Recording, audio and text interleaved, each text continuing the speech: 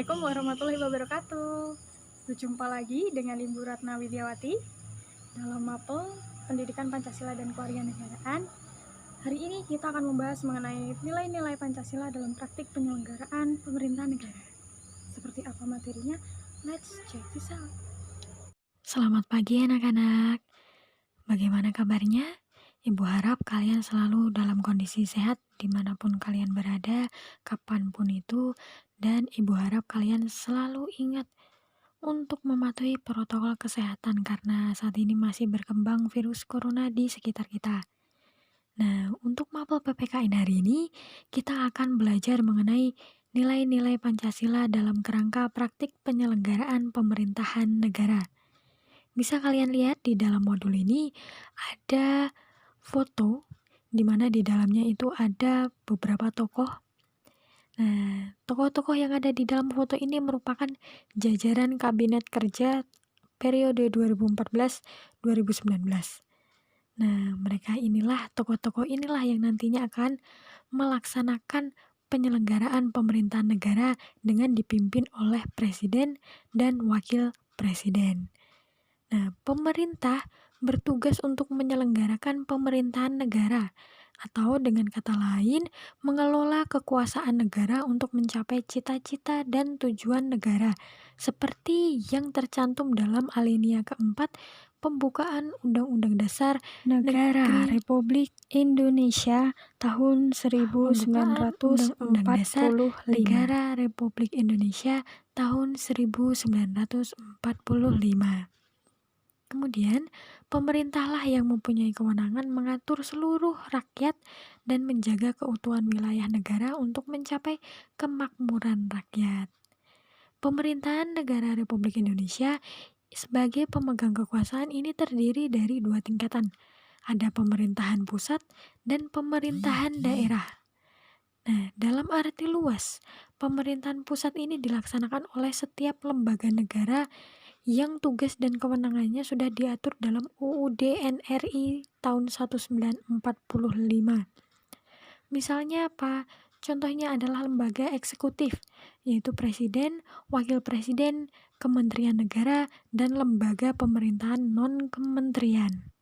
Kemudian tingkatan yang kedua itu adalah pemerintahan daerah.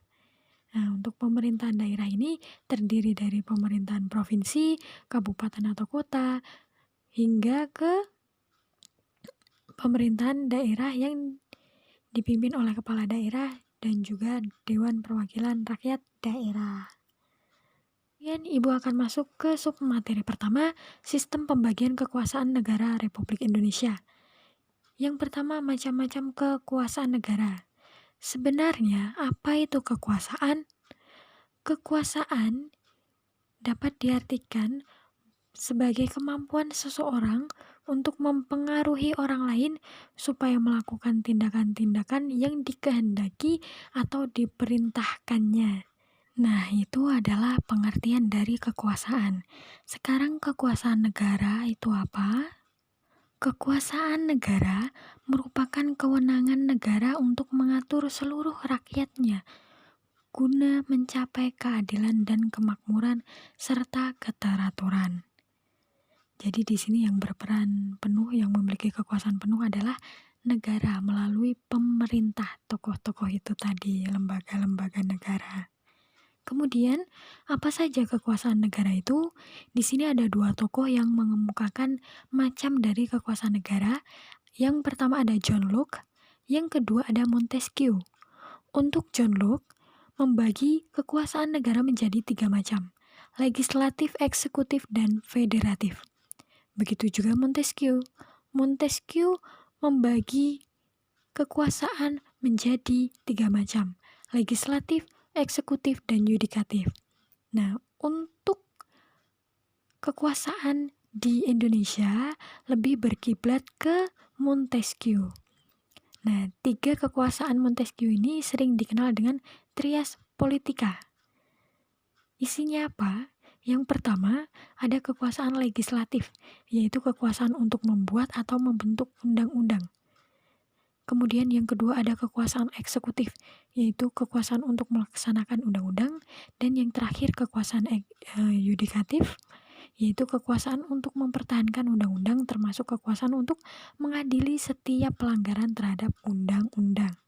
Kemudian poin yang kedua yaitu konsep pembagian kekuasaan di Indonesia. Nah, untuk pembagian kekuasaan itu berbeda dengan pemisahan kekuasaan. Kalau pemisahan berarti setiap kekuasaan itu berdiri sendiri, independen. Kalau pembagian kekuasaan, antara kekuasaan satu lembaga dengan yang lainnya itu saling terkait. Nah, jadi untuk istilah pemisahan disebut separation of powers dan pembagian kekuasaan disebut divisions of power. Kalau Indonesia itu lebih condong atau lebih menggunakan ke konsep pembagian kekuasaan. Jadi masih berkesinambungan kekuasaan antara lembaga-lembaga di dalamnya. Kemudian bagaimana konsep pembagian kekuasaan yang dianut oleh negara Indonesia? Ada dua jenis, pembagian kekuasaan secara horizontal dan juga vertikal. Nah, untuk pembagian kekuasaan secara horizontal, yaitu pembagian kekuasaan menurut fungsi lembaga-lembaganya. Tadi di awal sudah disebutkan bahwa Indonesia lebih berkiblat ke Montesquieu. Ada kekuasaan legislatif, eksekutif, dan yudikatif. Nah, di sini pembagian kekuasaan secara horizontal itu pembagian kekuasaan menurut fungsi lembaga-lembaga legislatif, eksekutif, dan juga yudikatif. Nah, berdasarkan UUD NRI tahun 1945, secara horizontal pembagian kekuasaan negara dilakukan pada tingkatan pusat dan juga daerah.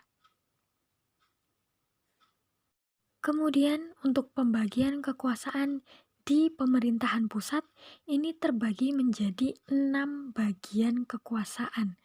Ada kekuasaan konstitutif, yaitu kekuasaan untuk mengubah dan menetapkan UUD yang dipegang oleh MPR. Ada kekuasaan eksekutif, yaitu kekuasaan untuk menjalankan undang-undang dan penyelenggaraan pemerintahan negara yang dipegang oleh Presiden. Ada kekuasaan legislatif, yaitu kekuasaan untuk membentuk undang-undang yang dipegang oleh DPR. Ada kekuasaan yudikatif atau kehakiman, yaitu kekuasaan untuk menyelenggarakan peradilan guna menegakkan hukum yang dipegang oleh Mahkamah Agung dan Mahkamah Konstitusi. Yang kelima, kekuasaan eksaminatif atau inspektif, yaitu kekuasaan yang berhubungan dengan penyelenggaraan pemeriksaan atas pengelolaan dan tanggung jawab keuangan negara. Ini dipegang oleh BPK, Badan Pemeriksa Keuangan. Dan yang terakhir, kekuasaan moneter, yaitu kekuasaan untuk menetapkan dan melaksanakan kebijakan moneter, mengatur, menjaga kelancaran sistem pembayaran, serta memelihara kestabilan nilai rupiah yang dipegang oleh Bank Indonesia selaku Bank Sentral Indonesia. Kemudian pembagian kekuasaan horizontal di tingkatan pemerintahan daerah itu berlangsung antara lembaga daerah yang sederajat. Misalnya antara pemerintahan daerah dan Dewan Perwakilan Rakyat Daerah. Pada tingkat provinsi, pembagian kekuasaan berlangsung antara pemerintah provinsi, meliputi gubernur atau wakil gubernur, dan DPRD provinsi. Sedangkan di wilayah kabupaten berarti bupati atau wakil bupati dengan DPRD kabupaten atau kota. Kemudian pembagian kekuasaan di Indonesia yang kedua, kalau tadi ada horizontal, sekarang ada vertikal. Pembagian kekuasaan secara vertikal merupakan pembagian kekuasaan berdasarkan tingkatannya. Kalau horizontal tadi berdasar fungsinya, kalau ini berdasar tingkatannya, yaitu pembagian kekuasaan antara beberapa tingkatan pemerintahan. Nah, di Pasal 18 ayat 1 UUD NRI tahun 1945 menyatakan bahwa NKRI dibagi atas daerah-daerah provinsi dan daerah kabupaten dan kota itu mempunyai pemerintahan daerah yang diatur dengan undang-undang.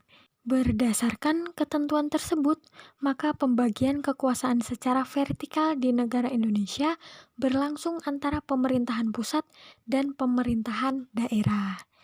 Misalnya, mulai dari yang paling bawah, pemerintahan di tingkat kelurahan, terus naik lagi ke tingkat yang lebih tinggi, kecamatan, naik lagi ke tingkat kabupaten atau kota, naik lagi ke tingkat provinsi, dan yang paling tinggi tingkatannya adalah pemerintahan pusat. Seperti itu yang dimaksud kekuasaan secara vertikal, jadi sesuai dengan tingkatannya. Sekian untuk pembelajaran hari ini. Sampai jumpa lagi di pertemuan selanjutnya. Wassalamualaikum warahmatullahi wabarakatuh.